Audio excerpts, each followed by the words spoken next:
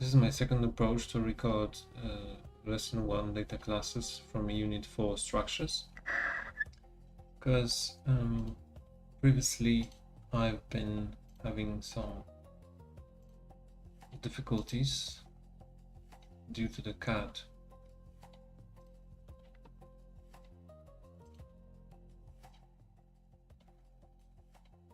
I don't want the sound to be too loud, so let's go over it. So lesson 1 data classes. Upon completion of this lesson, you'll be able to define the concept of data classes in Python, create a data class definition with fields, write code that imports and uses the data class decorator, write an instance of a data class, explain the difference between a data class and an instance, identify the fields of a data class, including their name and types, write code that accesses the values and data class instance fields. Data classes. We have learned about 5 primitive types: Boolean, integer, float, string, none. We can use these to represent many kinds of data, but they have limitations since they are so simple and cannot be combined with each other. To increase our capabilities, we will learn about a new category of types, which is composite types. Composite types are named because they are composed of other types, unlike primitive types. The first kind of composite type we will learn about is data class, a way to make new types that collect multiple values together in one place. I think this is the right place to bring my notebook back.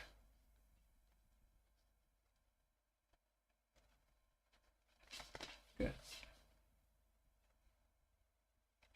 Type refers to the kind of data that can be stored in a variable, such as number, text, or more complex structures like lists and dictionaries. Data classes are a data structure that lets us combine other types together to make a new type. You should not think of data class as a type itself. Instead, it is a way of creating new types. Or put another way, data classes are a kind of type without being a type themselves.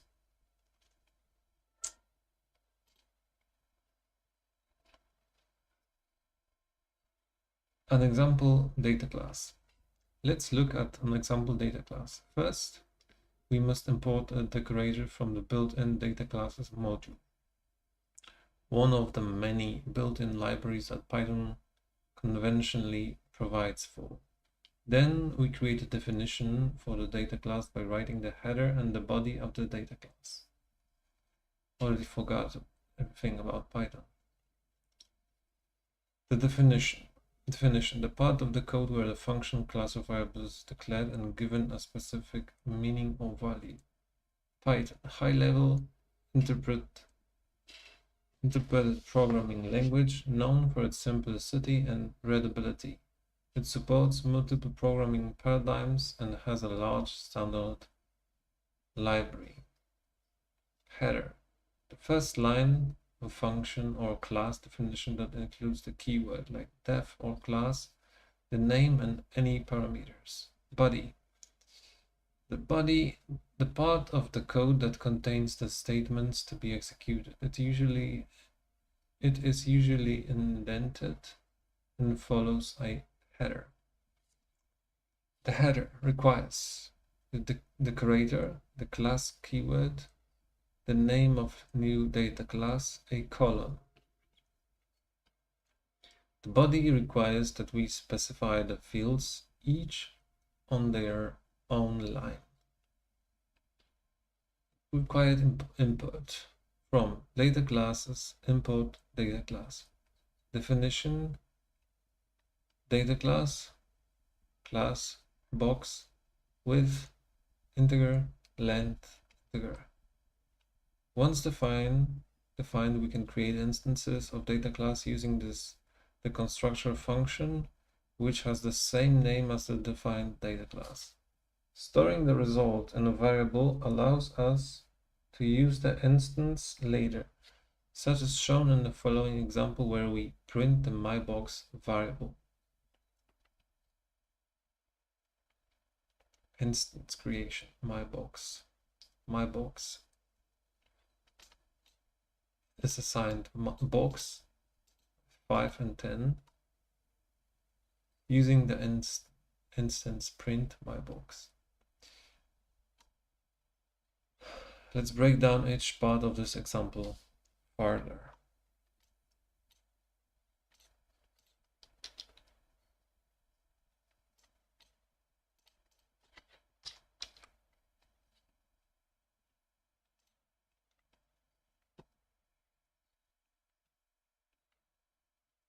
Your code, we run your code. Here's the output. Box width 5, length 10.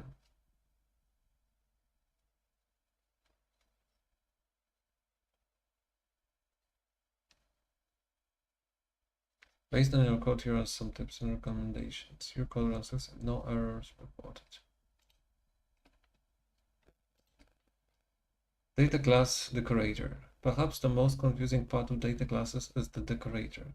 The decorator is the data class annotation. The @ symbol that we see in front of the word data class is the syntax that makes this decorator.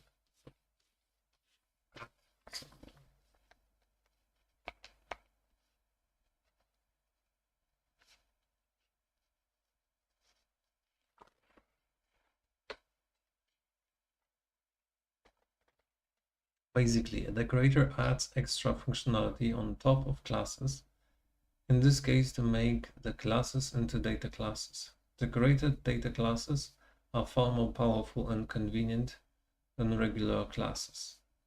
There's a lot that can go wrong when using a decorator. You must import the data class decorator from the data classes module without including the @ symbol.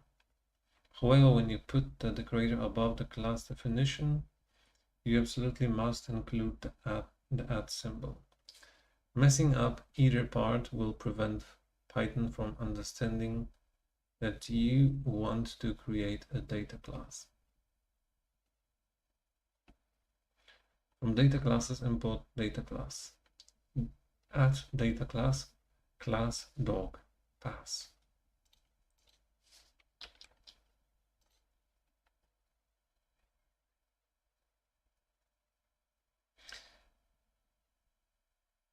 Unused variable. The class dog was given a definition on line 4, but it was never used after that.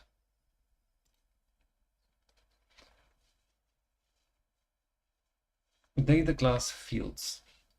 The fields of a data class are the most useful part because they allow us to bundle up related data into a single place. Each field is like a variable inside of the data class. The rules for naming fields are the same as the rules for naming variables. First, the name must have only letters, digits, and underscores. Second, the name must only begin with letters or underscores. The rules for specifying the type of fields are like the rules for specifying the type of function parameters. Except instead of commas, each field is on its own line. From data classes, import data class. Data class, add data class, class dog name, string, age integer, is fuzzy, boolean. Check your understanding. You have answered, okay, instruction. How many fields are in the data class shown above? 3. Correct. 3 fields are name, age, and is fuzzy.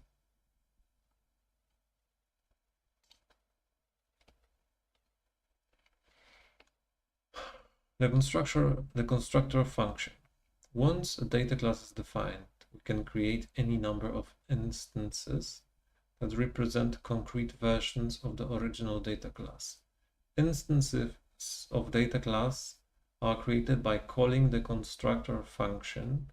The constructor is a special function created by the data class definition and given the same name. The similarity between defining a function and defining a data class is very strong. The similarity between calling a function and instantiating, creating an instance of a data class is even stronger. Each field of the data class definition corresponds to an argument for the constructor. The order and type of each field must match the order and type of each argument. From data classes, import data class. Add data class. Class dog has a field name, which is string, age, which is integer, is fuzzy, which is boolean. Ada equals dog, or is assigned dog. Ada Bart, name, age 4, is fuzzy, true. How many arguments do you need for a constructor function of a data class with 5 fields? I need 5 arguments. Correct. Each field will need a corresponding argument. Okay, I start to remember this lesson. Like, seems like it's a good idea to simply go back on everything that I learned there and just quickly read it and make it again. Class versus instance. A very confusing concept is what a class represents compared to an instance of the class. A similar concept is the difference between a stencil and a drawing. What is stencil? Schablone und eine Zeichnung. Also Stencil ist eine Schablone.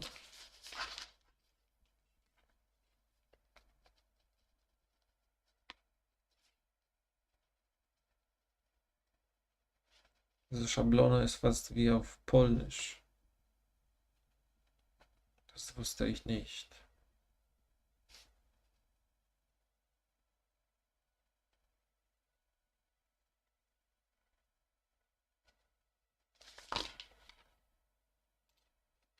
Another similar concept is the difference between a recipe and cake. In all these cases, one of these is an idea, something totally theoretical. The other is the concrete thing. Let's consider the box example from before. When you only look at the definition of the box, it is impossible to say what color a box is. You can generally say that the color of a box will be a string value. But there is no specific string value associated with the idea of a box. Instead, you would need to create an instance of a box to talk meaningfully about the color of that box. The concept of a box does not have a color or length.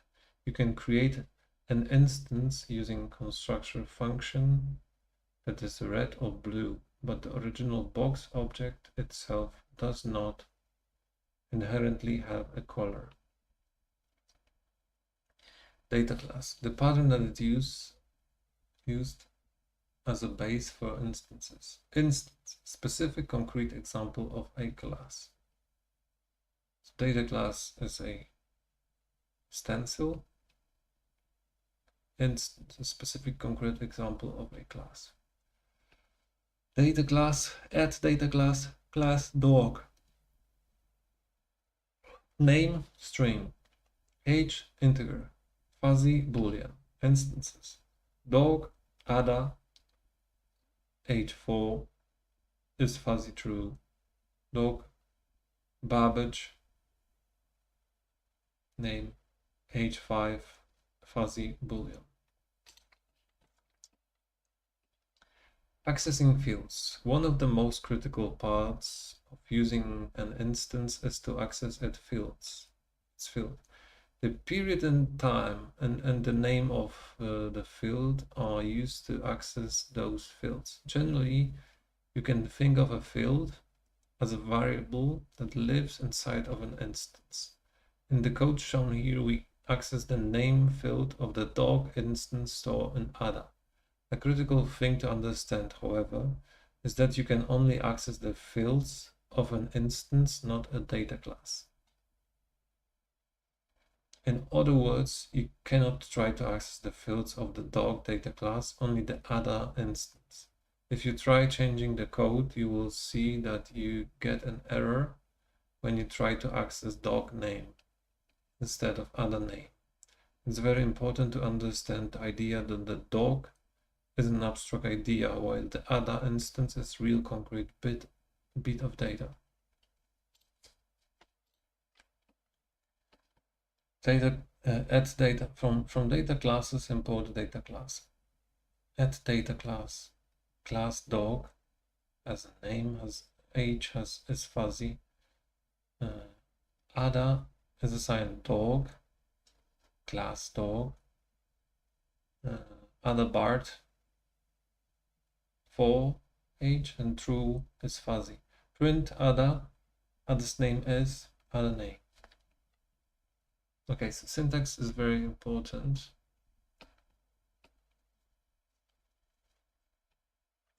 There are many words that mean roughly the same thing when it comes to data classes. One concept that has many synonyms is the term field, which can be used interchangeably with attribute, property, and member. Field, attribute, property, member. We will use the terms field and attribute most often, although occasionally we will refer to the properties or members. Which of the following will correctly access the age of the dog instance above?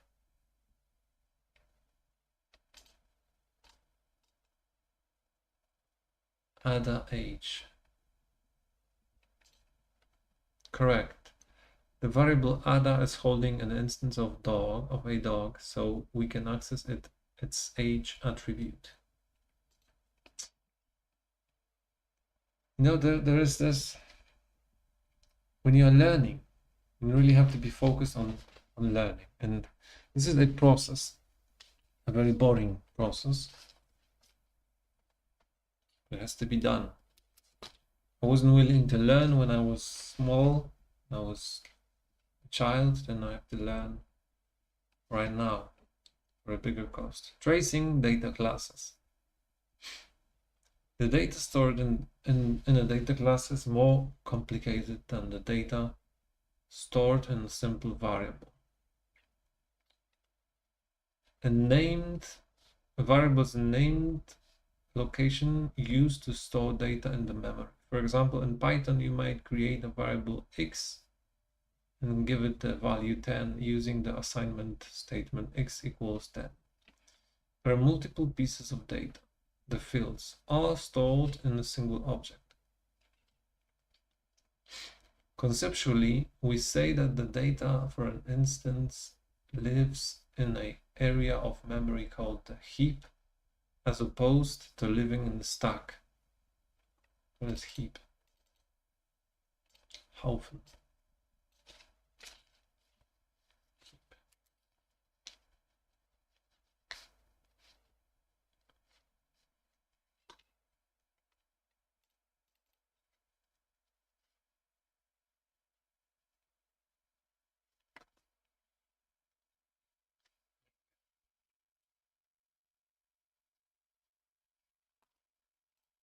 As opposed to living in a stack that we learned about in Unit 3. The heap is a special region of memory with many interesting properties that we will explore over time. Variables on the stack can hold references to values on the heap.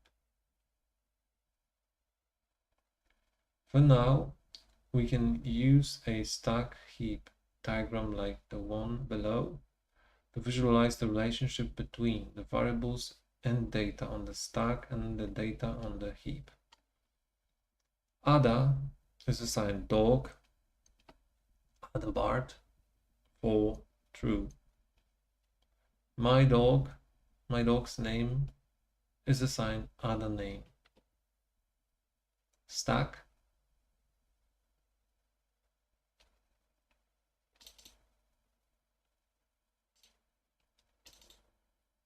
Stapel, Schornstein, Parkett.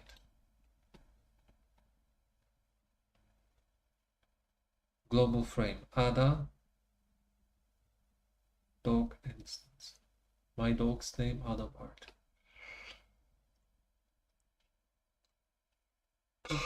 Dog instance, H4, fuzzy, true, name, Adalbert. In the previous stack heap diagram, you can see how data classes are traced a little differently compared to regular primitive types of data. When the constructor is called, a new instance of data class is created. That instance is a special kind of value with multiple fields, which can be seen on the right-hand side of the diagram. When code accesses one of those fields, like on the second line, Ada name, the arrow is followed and the named field's value is reached. That value is simple primitive string and so can be stored directly in the myDogsName variable. The Ada variable points to the entire dog instance, unlike the myDogsName variable, which points to a simple primitive value. For now, all we need to do is keep track of the difference between primitive values stored in the stack and special instances stored on the heap. But eventually we will develop a deeper understanding of how DOS is laid out, how data is laid out. In the stack heap diagram provided previously, what does the arrow represent? The variable Ada is holding an instance of a dog data class. The Ada variable is equal to the string Adalbert. The Ada function calls the dog constructor. I don't know. The variable Ada is holding an instance of a dog data class. Yeah.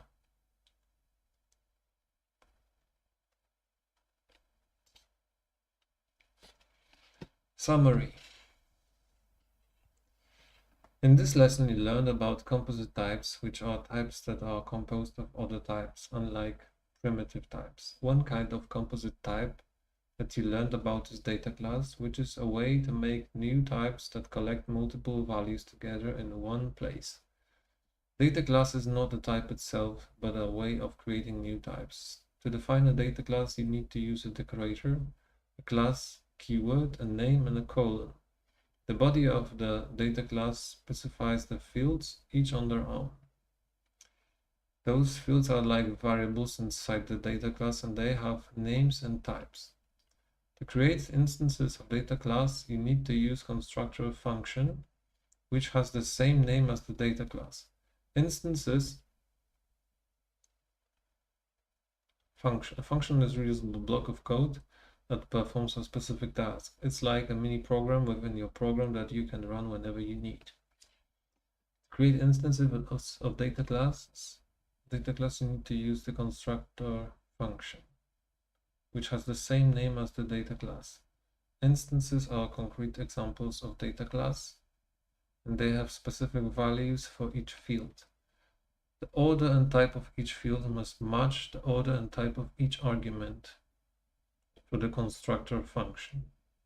Arguments are values or expressions that are passed to a function when it is called. Functions use arguments to receive input data, perform operations, and return results. In Python, you can pass arguments to functions by enclosing them in parentheses when calling the function.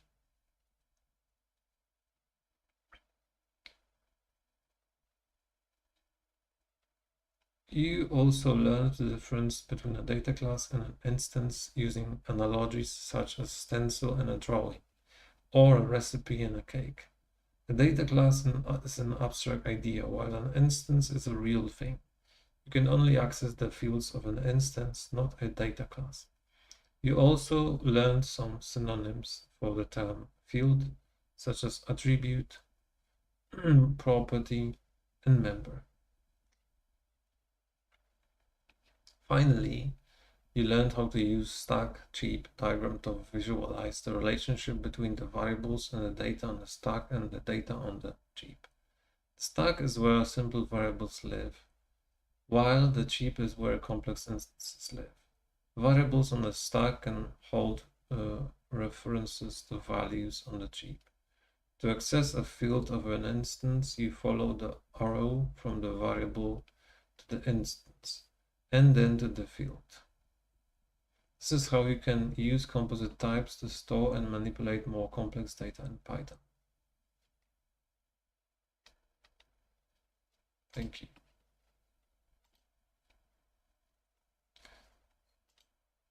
Thank you so much.